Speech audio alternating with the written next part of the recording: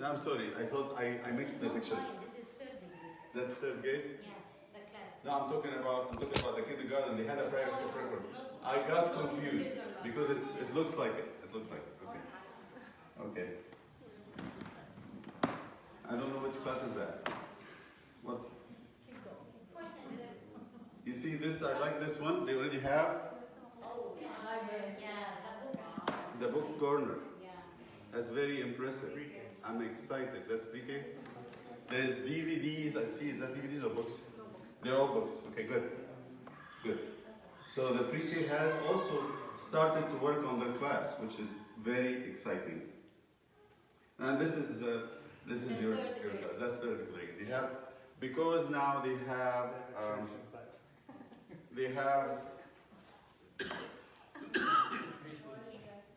that they have a lot of work to do on the liturgy.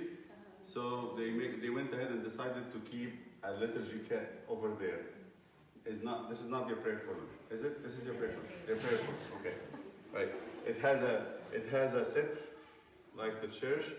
It has the kit for the liturgy, which is I thought is great. They have their bookcase and the Bibles.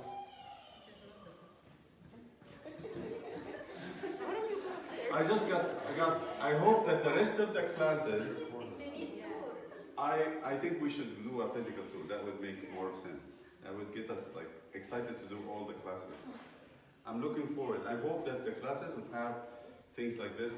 And also notice you need a little stand for the season, like the saint or some kind of a visual.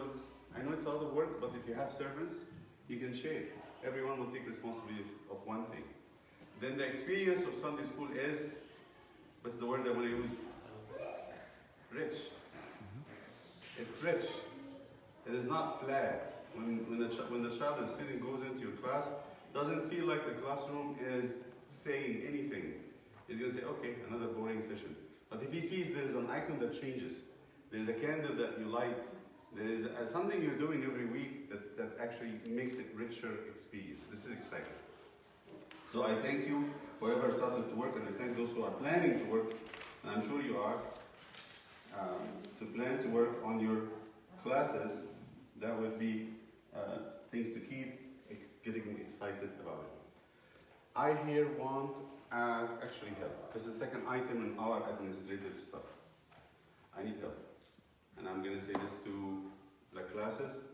And the help I need is our congregation is getting bigger. And God forgive me, I don't have the gift of memory. I will tell you something about Sunday. Sunday for me is a very stressful day. I hope you enjoy it. I hope you enjoy it because I have a lot on my mind from Saturday, especially if I take confession on Saturday and I get people visiting and calling. People have all the problems comes on Saturday night. So I come in the morning and I have a lot to pray about and think about. So when I see people, I barely make a smile, barely. Let alone remember who came and who didn't come.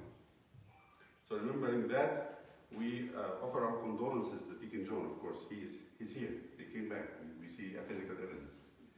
So he's in Charlotte. He was in Charlotte and came back there and gave him a call. So we need to send an email saying that he will receive condolences in the church this week too, Joe.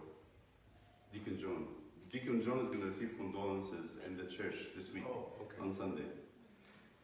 So what I want help with is all our families have kids in Sunday school. All our families have kids in Sunday school, except one or two. We don't have this retired generation. We don't have it. We have only a couple, maybe. God bless them. But the rest of them have kids in Sunday school. So please give me attendance. You want to email it or text it? So I want from you not the attendance. I need the missing absence. If you feel like a family that not bring their kids to your class, you didn't see them, you will know them. Send me a text or email the same day. Don't wait for Monday. Just every week, so I can give them a call or ask about them. This is your help to me. So you're taking the attendance not just for yourself, it's for me too. Okay? So I need who is from pre-K? Okay, kindergarten. first, second, third, fourth and fifth, 6, 7 and 8, 9 and 10. The only missing one is 9 and 10. 11 and 12, Joe. 9 and 10, Steve is the class lead. Okay. So can you let him know that we're gonna have to do this? This is a priority. I can tell you. I can't think of other way. I don't have another way. Unless Messages, okay? Just write the grade. text message is fine. If And you then say like the 3 name or of the 4, kid or the family name. Or just the family name. family name. Yes. Any hint to tell me To which get that, any family to tell me which family didn't come. That's it. What do you prefer? You want to text or email? It doesn't matter. I'm now on the phone that Marzula, التليفونات المرزولة you can get both on the same time. Yeah. So okay.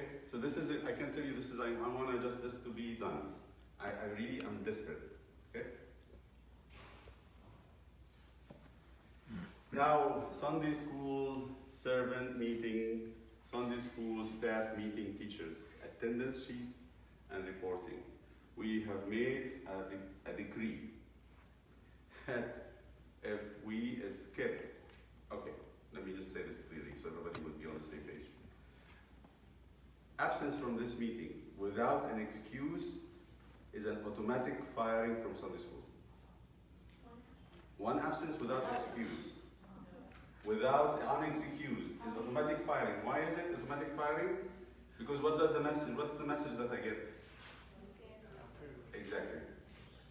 Unless you are in the emergency room, or one of your family. that means for whatever reason, you don't visit the emergency room on the day just to be there, or you don't work on the emergency room. If you're not working on the emergency room, don't take that as an excuse. So that's what I mean. If you don't send me something, you tell me I have an emergency or something, then I know that you really don't care. If you don't care, please don't serve. You're hurting the service, you're hurting Sunday school. Because we're trying to make this a serious business. If it's not serious, we don't want it. To have excuses, I would say we have 11, right, Joe? 11 meetings a year. Yeah. So it's monthly meeting except August, we give it as a vacation. So you have August out. So 11 meetings. What do you think is the right ratio? I say 65%. That's very feeble, that's very pathetic. 65%, it means 4 absence. If you have 4, it's accepted to have 4 excused absence. But you get the 5th, don't even ask. Right? Right?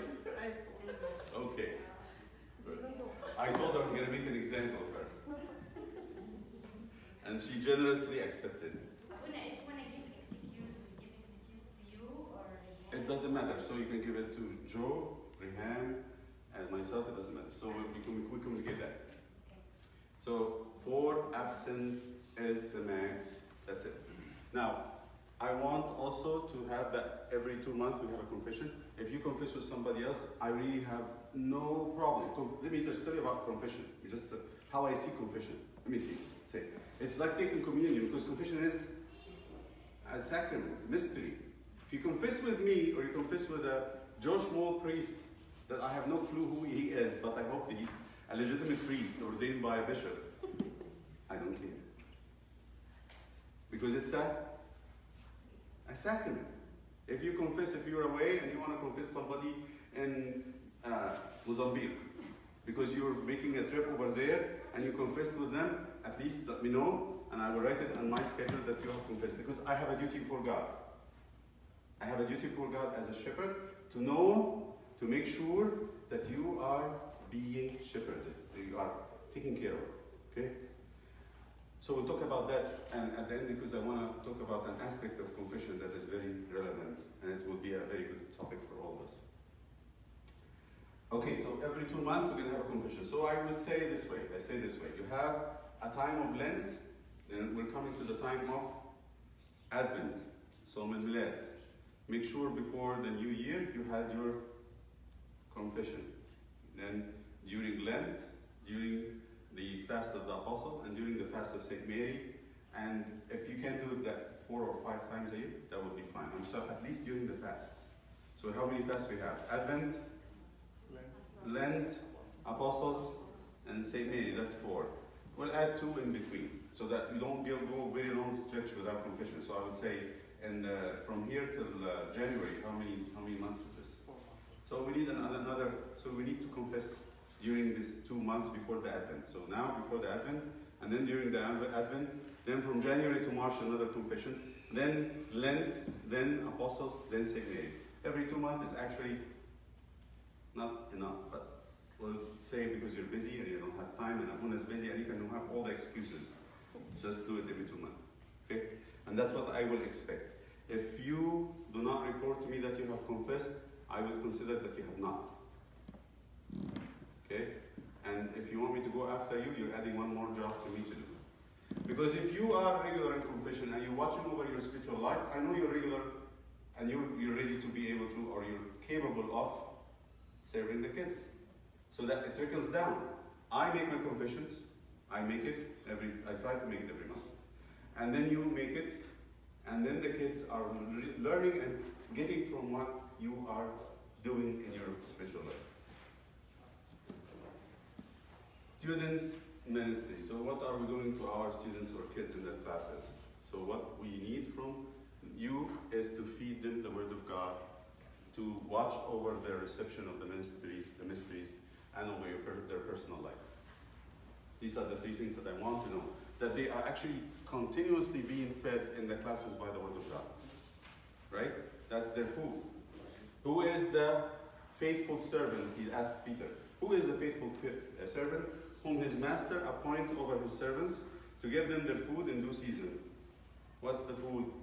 We're fed the Word of God and the mysteries. So that your kids are confessing and taking communion regularly. Okay? And I would ask the class leads to watch over these things. And then personally, so somebody's sick. Somebody didn't come to the class this week. Did anybody ask about them? I'm going to ask about the family. But what the kids received is a phone call from their servant. And maybe we have to agree on a way to convey the message of the lesson. Somehow that lesson reached the kid. I was told from families who came from Texas, Houston, Abuna Yunan. He's the most famous priest for organization, known for his very high organizational level. That he asked his Sunday school teachers to send the lessons by mail if the kids don't come. And they do it. I remember it was Mina Safwat had 2 kids, a boy and a girl, Bishoy and Marin and Bishoy. They told me when they didn't come to Sunday school, they would get in the mail the lesson. The lesson would be delivered to them. Whatever activity, if there's coloring or a picture or something, it will be received by mail. Is this too much to ask? Is it? I mean, we're sending, if the magazine is enough, but sometimes we don't have a magazine. The magazine is not finished yet. Some classes don't have it, some lessons don't have it. So what are we going to do? How do you, okay, let me go back a little bit. So I asked myself this question. Is what we giving in Sunday school important? Yes. If it is important, then what should we think about the kids who doesn't come? Oh well, it's their mistake. Okay, more practical thing is to email something to them. That's fine. If you think it is more practical and easier to send it by email, then do that. We'll The do. problem is when you're reading the lesson, it's very long, so you'll have to summarize it and write it and send it, so it's not going to be the lesson that would be really prepared. So I don't know if we're really committed to all this. I'm just trying to, we as a group has to struggle with this. If what we're giving is important enough, maybe record it. Maybe record it and send it as a video or a particular. Would that be too much? They're not going to watch it, it's very boring to record it. If you ask, and if you talk to the parents, this is what will come next. To make sure that your kids or service students are getting what you are delivering. If it is important, then I have to have the collaboration and the cooperation of the parents. If the parents are on board with you, they might help. They would have and sit with them, let's listen to this together. Let's watch it together. Let's see what they got in Sunday school. Right? In the school, I'm just like taking one example. I try to get the parents involved. So I have a spiritual journal, and the kids write in it their prayers, their reading of the Bible, and if they don't do it, I call. I talk. I say what's going on. Yes, The parent is, that's what I'm the going to say. priority for them is the school, not the Sunday school. But we I can. think so. I'll tell you why, because it was not the priority. But we had to push. Yeah. Everything you push for, you will get some results. It's almost like fighting like digging in the ground to put seeds. The ground might have rocks, might have swords, might have whatever. But as a servant, what should I do? I push, I dig, I try my Make it best. important. But I have to first believe in the importance of what I am giving. If I believe in it, I will do every effort so that the kids will receive it. So the personal part, if they are sick, we have to visit. If they have something happen to them, maybe watch out for their birthdays. Make sure that you do their birthdays celebration. I wish we can transfer to baptismal date if we can, and it's doable. Now everybody has pictures of their baptism, and on the picture you would get a date. So if you try, you might be able to. And that's great, that's important because it transfers the importance, the focus of being the child of my parents to the child of God. That's the whole point. Okay? This year, activities and parents' meetings. This is what we need to talk about. Parents' meetings. Yeah. We need to have at least 2 parents' meetings, one for elementary and one for middle high, where the target is. What's the target? The first and most important target, I just said it. To get their collaboration, to cooperate with us. So they actually can see and somehow develop a system where we can tell them what we study, not what we're doing. Because if they are on board with you, if you sell to them Sunday school, your work will be very fruitful. So I'm actually in the curriculum, I'm starting especially in elementary to insert things about home activity. For example, I tell the kids, if we're going to teach, for example, teach about baptism. So what should be the home activity? When you go home, let your parents go through the pictures of your baptism and say who was there, what did Abuna do, how did Mama feel when you went underwater. All that stuff, it's fun. Baptize your dolls. I used to baptize my dolls. But I'm talking about the interaction with the parent. So how the mother would receive the baptism, who was there, which uncle was there, which uncle couldn't make it, and all that stuff. What am I trying to do? To make that lesson a family affair. So I talk about the church. I was asked, the little child asked their parents, who in our family was a church lover? He used to go to church. Let's hear memories about grandpa, grandma, uncle, who used to spend a lot of time with the church or go to monasteries. And what did they tell them? What did they teach them about the church? So that home experience, what does it do to the lesson? It gives it relevance. It gives it solidarity. That the church and home are actually one and not two. So this parents' meetings, we have to start working on from now before it's too late. You know, you've already had passed the two big feasts of the beginning, which is Nairuz and Frost. Now we're free to do something before we come into the new season, which is Kiyak, and this time is very precious. Let's use it to bring the families and work with them on how to integrate them into Sunday school. Okay? And the way of communicating with them. How do you want me to give you the lesson if you don't come? We can ask them that.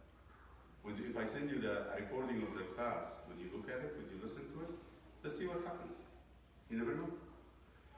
Okay, so I want one more thing from this. Here's what I'm dreaming for, is to get a master plan for the year. a master plan for all Sunday school. So for me personally, I want that because I can actually put myself in the place so you don't surprise me. And I say to you, oh, on that day I can't do anything. That Sunday school will be a priority for me. So I'm gonna reorganize everything to make sure that your plan comes first. If you give me enough time, I'll plug it into the calendar that I have, and I don't worry about it. Then we know, and everybody knows what we will do, in what season, in what day, what time. If we can have that from now, I'll be excited. If we make that a habit every year, that we have that master plan ahead of time, then what we are celebrating in Sunday school, right? Right? So parents meeting, outings. So elementary might go to the museum, might go to the zoo. I know in middle and high you established a routine. They go to Florida at certain season. They make a trip to the amusement park at one time. They do this, they do that. So at least there's a routine. And that routine would not need the struggle every year to invent it again. Can we have that master plan? How much time we need to do it?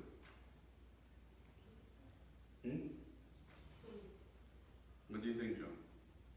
Master plan for Yeah, every class should have. So at least middle and high should come together, Yeah. and then elementary should come together and make their master plan and submit it and say, this is what we are going to do 100%. Yeah. We're on it. And if we need help, we'll get help. At least if you give them enough time. You can get help from college, you can get help from fellowship, from high school if you want, but at least you have them, it's projected for a time to come, not tomorrow, not next week, not next month even. That's too soon. People have plans for stuff. So this is what I want to talk about this year, activities and parents meetings. So let's plan a meeting very soon with parents. It had to be on Sunday. I don't think you can bring the parents anytime. It's a big struggle to bring them any other time. Abuna, for parents meeting, I think it's more helpful to do it per class. Last week we did the parents meeting in our class, and what we did, we were studying the Old Testament, so we kept asking them questions about the Old Testament, and most of it they didn't get it. So we noticed that's why it's so important that the kid doesn't miss a class. Because The parents didn't get it. on each other, parents didn't get it. Uh-oh. So yeah, so it was our way of telling them it's really important, to attend every week. Okay. So you want to do it per class? I think per class, because every curriculum is different in each class. How good of an attendance you got? We got every kid was there, and at least one of the two parents were Great. there. And some of them was the kids. That's very good. 8 kids. Huh? 8 kids in the class. I know, but there's classes at 22, 23. If every one of them has a parent, you would have a congregation to start a church if you want. Okay? So can we start this in the classes? If you want to do it per class, I'm fine. If you don't, as great, or a couple of classes come together and do it if they want. Okay, then let us see. When are you? I hope it is within this month, the month of October. So we can't do it on Sunday. Month of October. We can't do it. I did it at the time of Sunday, so I did it for parents and kids at the same All time. together? Together. Yes. Abuna, you want parents' meetings with you? It doesn't. I can be there, but it doesn't have to be. Because she was talking about a parents' meeting just in the class. Yes. So our understanding is that you want a parents' meeting in the church where... We'll do that too. That's what I wanted to do. Is to do another That's what session. I understood it to be. No, parents meeting for all the church. What I'm going to do, I asked the Oh, so IC team. not for the class. No, no. For the classes, it's focused on what they're teaching, so that the So class, you want to invite the parents to the the parents to class? be with them at Okay. least, especially in the younger classes, to know what they're teaching. So we have that Not supervision. just by class, if you want that.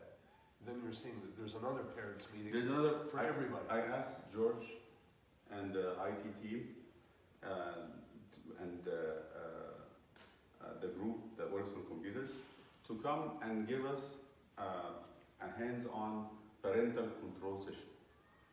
So people will ask them ahead of time to bring their iPads and whatever gadgets they use, whatever computers they're using, and they would go and either recommend something to install. George was telling me this is something that he thinks he's going to kind of suggest They buy something called Koala. That's what you use at your home. It doesn't. So it doesn't really.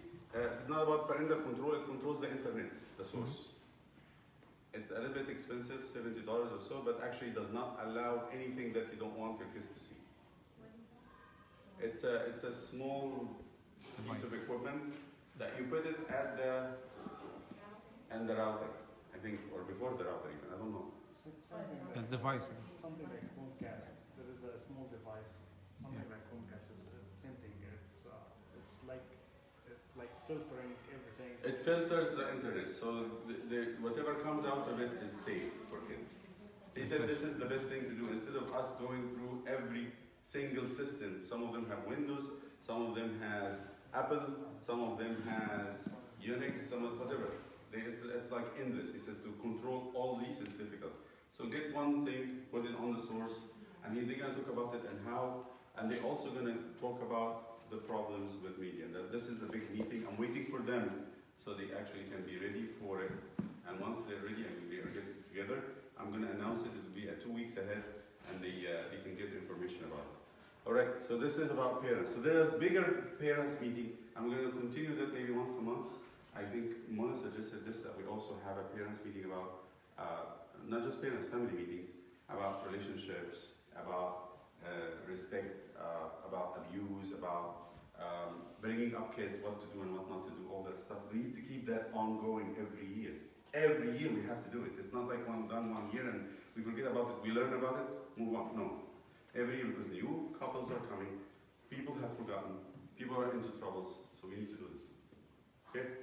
Next. Now I'll go into the subject of our last subject of today. If you have any questions, anything. So I'm expecting from you to tell me when you're going to do your parental sessions, your parents' meetings, and also give me the master plan. A master plan of the year. What are you going to do for the rest of the year? Outings, activities, retreats, anything. Okay? Subject of intimacy. I want us to go like for 10 minutes into that. And it's one of my favorite subjects because it talks about a lot of things.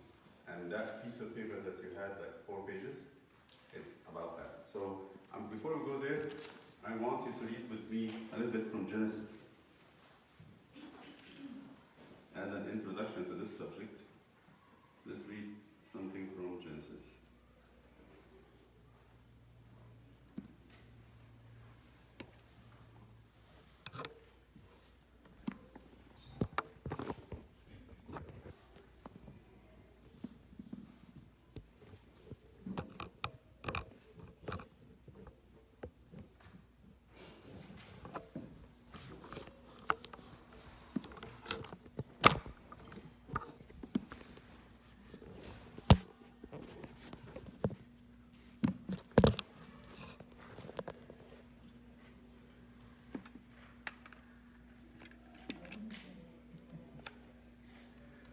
Here is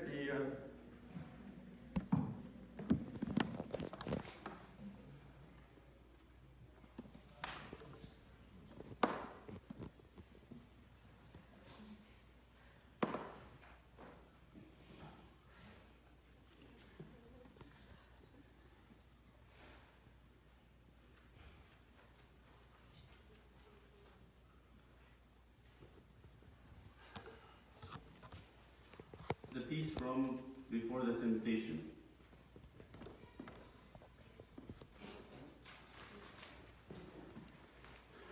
This is a piece from the book of Genesis about before the temptation immediately. So it says about after Eve was created, therefore shall a man leave his father and mother and shall cleave unto his wife, and they shall be one flesh. And then look at this. And they were both naked, the man and his wife, and they were not ashamed. It was brought to my attention as we were studying the Hebrew origins of these words, this word, naked. And I wanted to know what did the rabbis say about it. They said naked here, and they were not ashamed.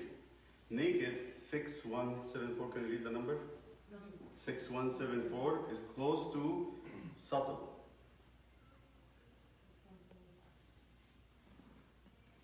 Subtle here is spelled in Old English. It's S-U-B-T-L-E. Subtle. Subtle, and it's 6175. Look at the numbers. They're very close.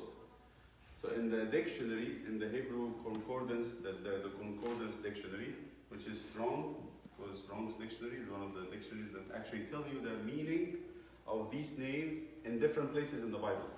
It puts them together, so you understand this word from different verses. It's a very useful tool. So when you go there, 6174, it's here. You said 6174 for naked, and 6175 for subtle. العربي العري والأحيا الحيوانات البرية. أحيا معناها إيه؟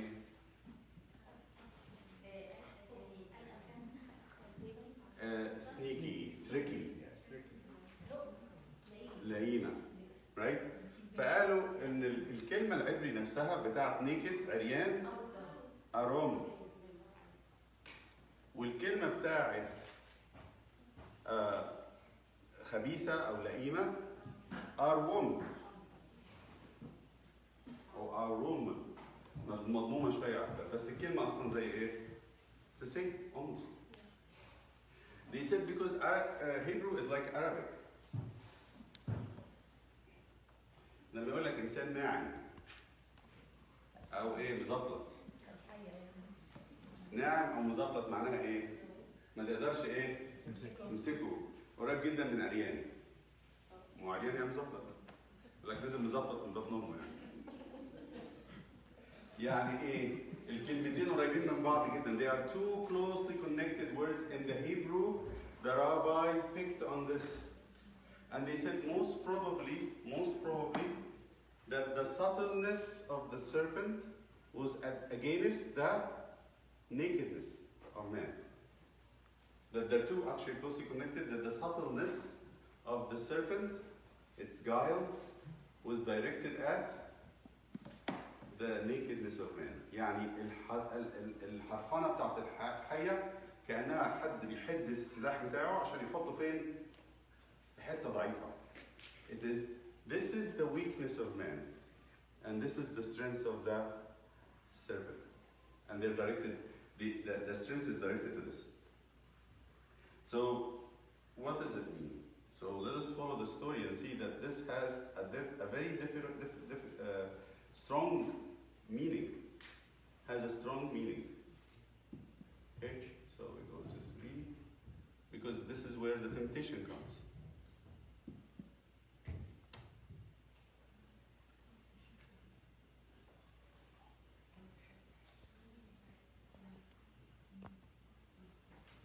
So it means that the serpent is coming to tempt Adam and Eve to uncover their nakedness, to make them aware that they're naked.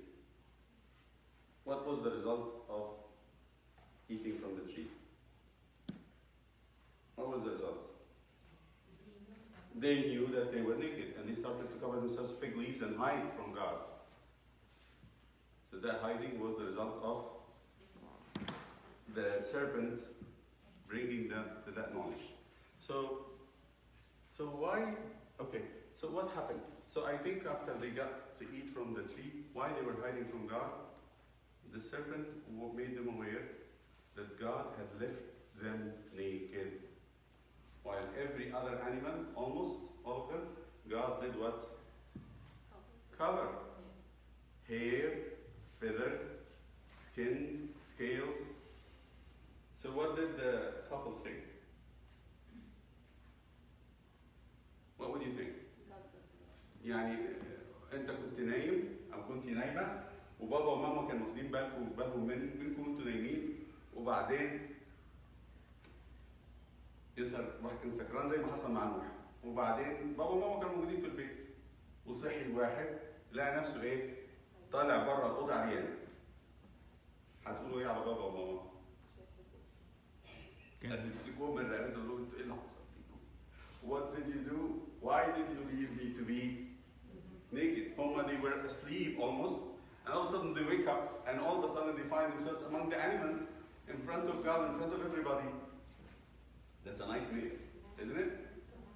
It's a nightmare. So what did they have to do? Cover and hide. That's exactly it. So what did the serpent do? Uncover their nakedness. So why would God leave them naked? That's a good question. Why would God leave the couple naked? That's a very tough question because they hid themselves from God. Hmm? Why would God let them to be ashamed? Because that's the whole point. Because the serpent told them, do you think God loves you? Let me show you that he doesn't. They believe this. Because what can you have? What more proof you need to know that you were left alone to be naked and you were not covered like everybody else? So what is the point? The point has to do with why would God leave them naked? The point has to do with intimacy. How do you develop intimacy? How do you develop intimacy? How do you develop union with someone else? Now, في الأول they were not ashamed. Where does intimacy come from? How do you translate intimacy in Arabic? العلاقة الحميمة. العلاقات الحميمة. علاقات حميمة بمعناها الجد يعني. الزوج والزوجة، الأم والعيل. إيه اللي بيخلي الواحد يديفلوب علاقة حميمة؟ هي دي النقطة الكبيرة جدا. ما هما الاثنين مخلوقين ما يعرفوش بعض. هو صحي بالنوم لقاها.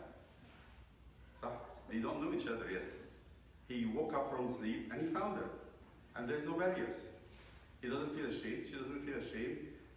They can tell their secrets to each other. There's nothing to hide. What would happen if you start to be ashamed and covered? Can you develop an intimate relationship? That's the question. So let us go to this idea. So it's not just about the body. It's not about the body. It's actually about the heart and the feeling. So let's go to this piece of paper I give you.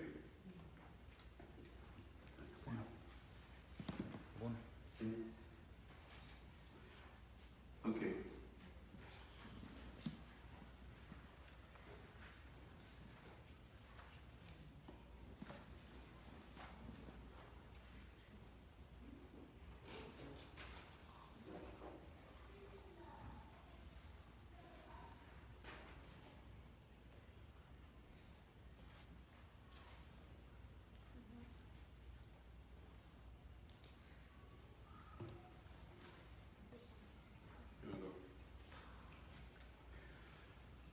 All right, so let us read together what it means, because this is a study done by a person, and it's a really very good study. So it talks about levels of intimacy, how to be thinking of intimacy, how to think of intimacy.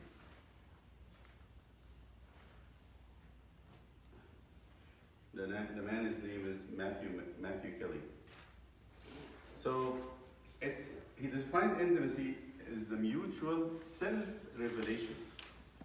Self-revelation, this is psychology. Mutual self-revelation that allows us to know and be known. Intimacy is the mutual sharing of the journey to fulfill our life purpose, to become the best version of ourselves. He's going to use abbreviation of this. BVO. BVO. So, what are the levels of intimacy? ايه الطريق لان الواحد يعمل علاقه حميمه مع اي حد سواء كان ربنا او مع شخص مع زوجه مع زوجته مع عياله. لو قابلت حد في الشارع, if you meet somebody in the street, usually if you meet them on a bus station or you meet them in the train station, you would first use cliches. That's the first level of intimacy. It's impersonal. The weather is very nice today. How about what happened with the hurricane? Does that say anything about me? Nothing. This is cliches. The right amount of small talk to make people feel comfortable. that I'm not an enemy, I'm a friend, I'm okay, I'm a safe person. Useful for day-to-day transactions and for making initial connections with people. That's it. There is nothing that you would not know anything about me. Okay? Next level is facts. Say something about yourself. So this might be good morning, good afternoon, things like that. Hi. This one is a say something fact about yourself now. Lower level impersonal fact. Current events, weather, like I said, sports. It's actually number 2. I'm sorry. Higher level impersonal facts, a discussion of the life of Abraham Lincoln or what causes a tsunami. It's very impersonal, but a little bit more details, okay? Or personal facts. This is the beginning of opinions, so maybe you can say, I work at McDonald's. I am a teacher. I do this, I do that. So this has nothing to do with my opinions yet. Now, this is number 2. They call it level 2 intimacy. If somebody is interested, I'll tell them what's my work. Number 3, opinions. Revealing more about myself and offering the gift of acceptance to others. So they call it surfacing techniques. You know that, Mary? Surfacing techniques? Like when people trying to get deeper into you and then you try to bring them back to the surface. Yeah. So to diffuse the discomfort of controversy, and that prevents intimacy. Surfacing meaning, okay, what do you think of Trump? Okay, he's like anybody, he's like any other president. What am I saying? He's trying to get my opinion, or she's trying to get my opinion. I am going back to, okay, so whatever. Right? Knowing how, when, and why to agree and disagree gracefully. How to agree and disagree in ways that bring life to our relationships rather than destroying enthusiasm and creating resentments. When we diffuse, and want to say nothing, it doesn't bring peace. It actually brings frustration. Because there's no discussion. I'm actually cutting it short.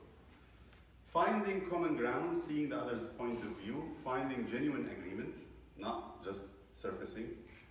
Acceptance is the key. Acceptance of those with differing opinion. Being with people whose opinions differ. Allowing others to be themselves rather than pushing them to be someone else. So if I push somebody to agree with me all the time, there will be no intimacy. If I ask somebody always to agree with me and to make sure that I'm right, this is no intimacy. This is not at all. This is again trying to change the person, which doesn't let them do their own opinions. Okay? This is good and important that we have to agree and disagree gracefully. Now we go to the next level, sharing hopes and dreams. Setting aside instant gratification to build to build a future together. Like, I'm not really trying to help myself now. Maybe we disagree now, but let's say in the future, we will come to agree. Our dreams very often reveal our hopes, fears, fantasies, and deepest desires.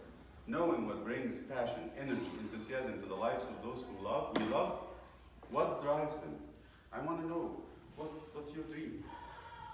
What do you want? What's your life is about? What is that you are aspiring for?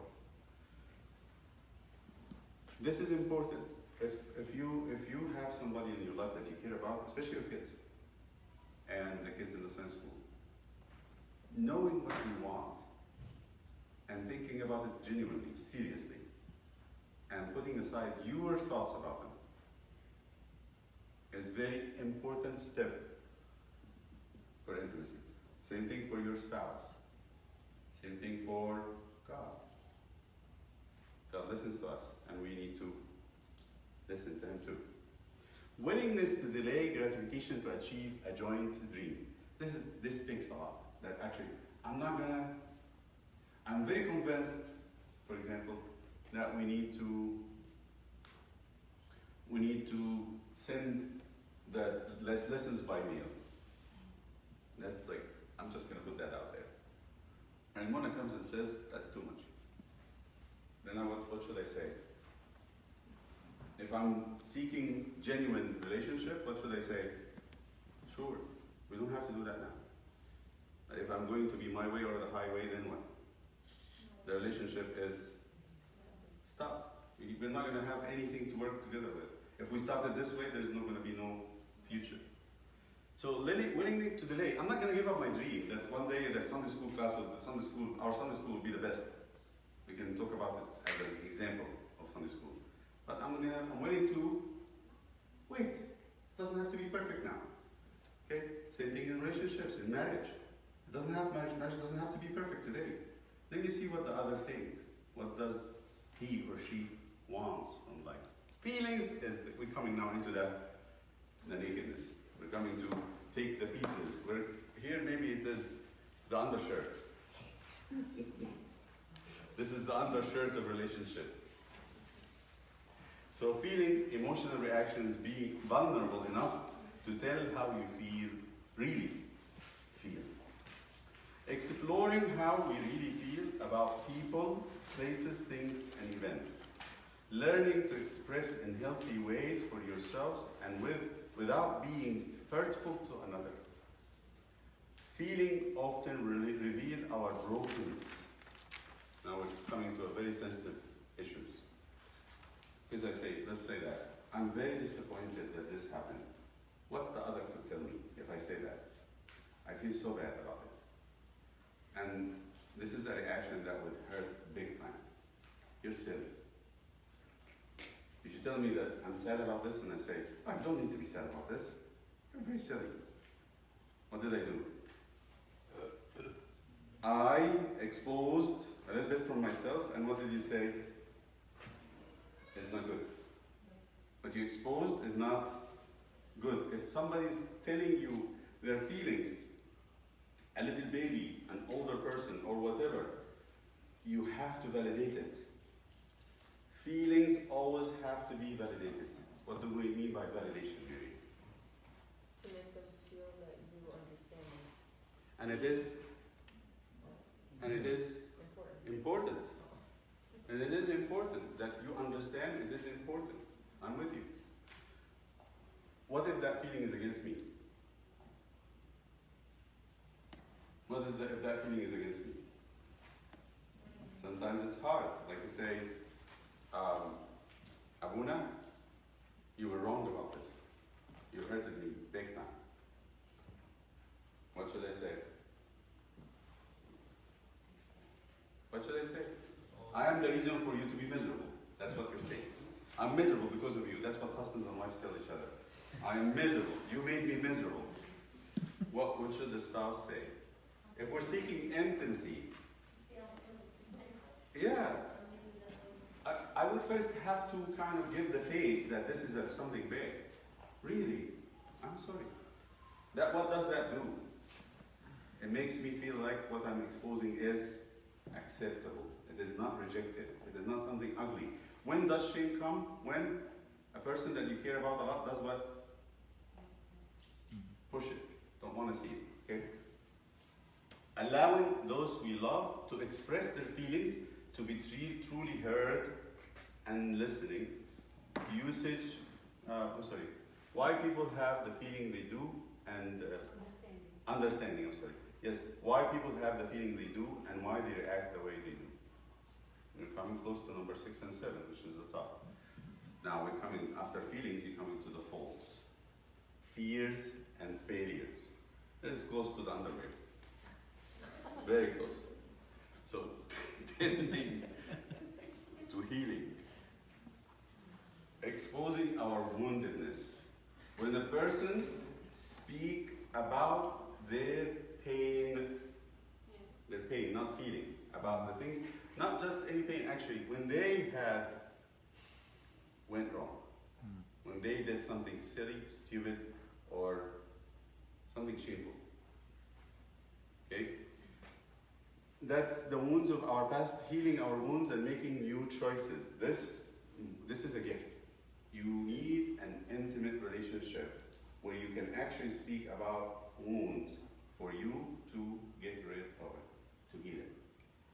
You need an ear to listen to you and to accept what you're saying so that these wounds will be healed. That's the magic of intimacy. The next, sharing one's history, one's story in its details that no one knows, that you don't want to tell anybody. Sharing that I have faults, that I need help, I'm afraid, and I have messed up. This is usually for addictions. If somebody has an addiction, this piece is a must.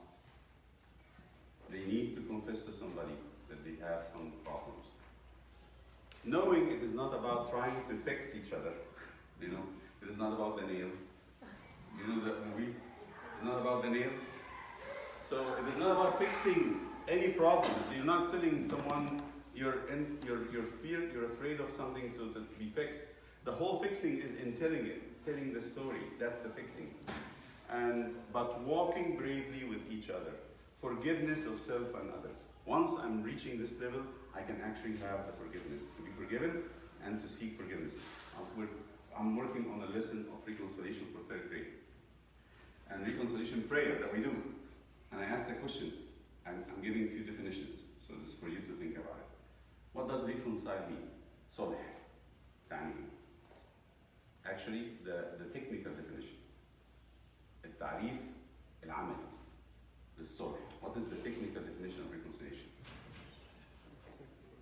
Yes, to forgive and ask forgiveness. The two, because there's 2 verses, Matthew 5:23 and 24, and Mark 11:25 says this. In Matthew 5, the Sermon on the Mount, Jesus says, if you offer your gift and you remember that you have done something to your brother has something against you, what should you do? Leave your gift, and St. John Chrysostom would say, what a wonderful God, Lord, that he's asking you to, he's going to wait for you. Put your gift here on the side, I'm going to take it, but just go first, reconcile to your brother. And the second one in Mark 11:25, what does it say? Every time you stand to pray, forgive. So he's asking us in Matthew 2, seek forgiveness. And in Mark, he's asking us to, so what's reconciliation? To forgive and ask forgiveness. When do I do this? But in the prayer of reconciliation, the end of it is a kiss of peace. Before I offer anaphora, the anaphora is the gift of praise, the gift of God. That's the highest gift in the church.